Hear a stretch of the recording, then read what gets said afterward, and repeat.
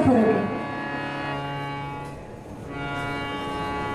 फक्त एका बिंदूचा फरक आहे चिंता आणि चितेमध्ये.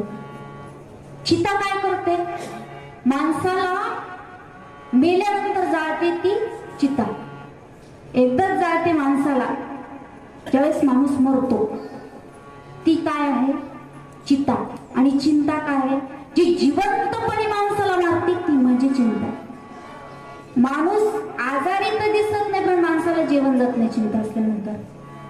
आजारी तर दिसत नाही,